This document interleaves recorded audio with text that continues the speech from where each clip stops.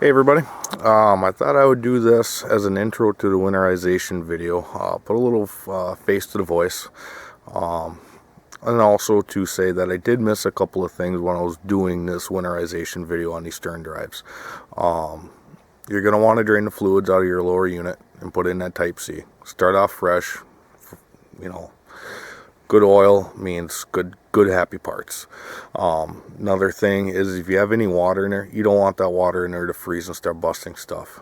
Especially if you got an electric shift, you don't want the water in there over the winter months.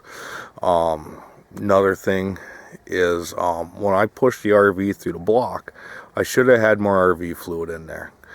Really, theoretically, you don't need the RV fluid, but it's just reinsurance. You should just be able to pull the plugs on it, let it drain out, and you should be fine in reality.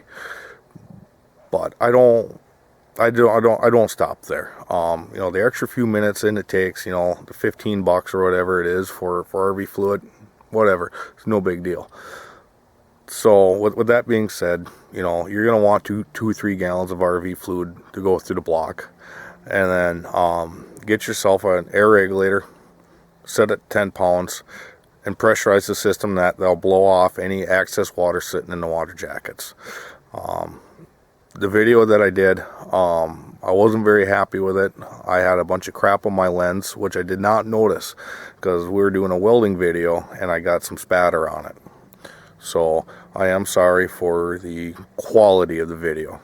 But if you do have any questions, put it in the comment bar and I'll answer them as I see them. So we'll get started on it, and with any luck, this video will help you. So enjoy.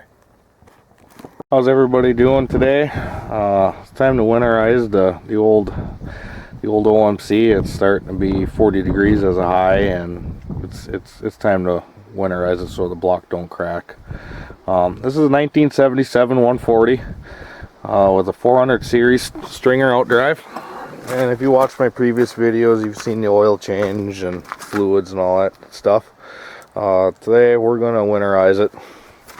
We're going to use an electric water pump. And if you watch my oil change video, this is my poor man's back flushing kit. It's just a splitter for the garden hose. It works. It's crude, but it works. Then we're going to pump the RV through it. First we'll do the lower unit until she squirts out, which shouldn't take much because there's not much of a cavity. Put you in the tripod here and you'll see the fluid come out. This really shouldn't take all that much because it's just tiny. So we'll just give the pump a bump here and be all that it needs.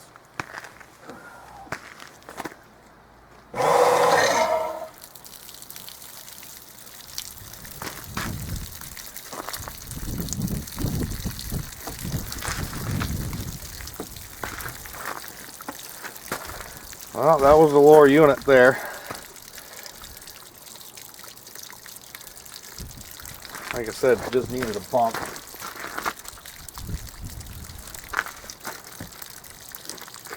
And if you don't shut that splitter off with this pump, it'll auto siphon all the way through there. So you might want to keep that in mind when you're doing yours. I know it's kind of late in the season, but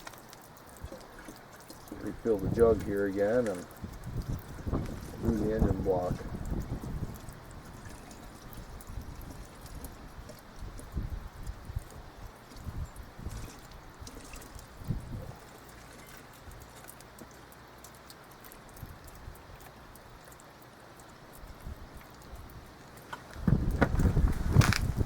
Alright, now we're going to do the engine block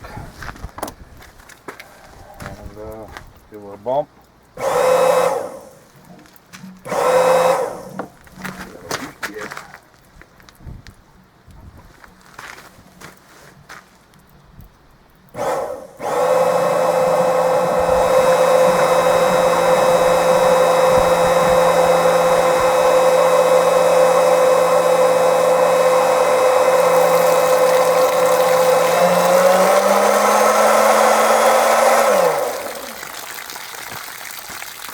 Well, it takes more than a gallon to do the block, but at least we push washed most of it out though. As you can see, there's quite a bit of water in there before that RV went through there. So I'll move you inside the boat here and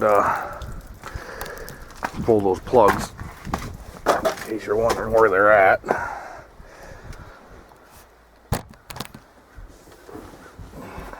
Make sure you got yourself a present wrench in your back pocket when you do this. Otherwise you gotta get out of the boat again.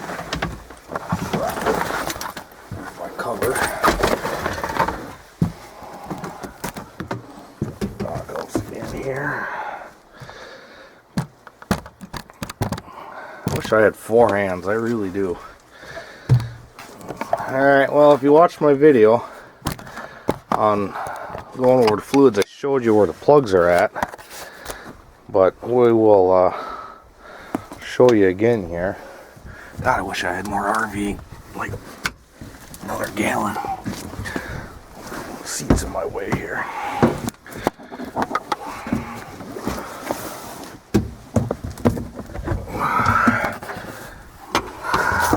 Uh-oh, I'm bumping stuff. So, here's the 2 plugs.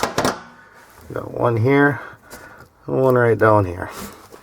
Go ahead and take that fancy crescent wrench. I'll take this top one off first, actually.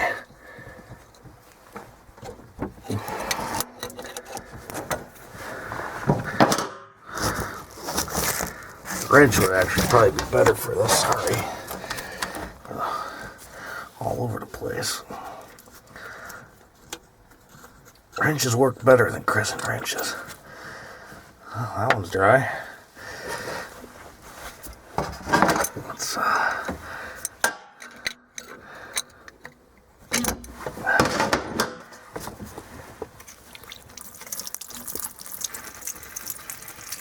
yeah, there we got fluid coming out. Got all that water.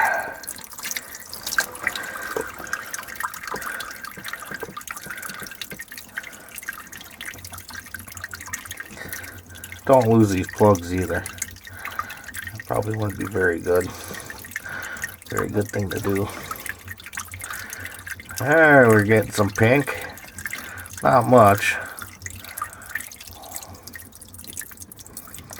I really don't think the antifreeze is necessary as long as you got these blocks pulled, but a bit of a worry wart. I think it's worth the extra $10-15 as a security before we pull the plugs. Just let that drain through and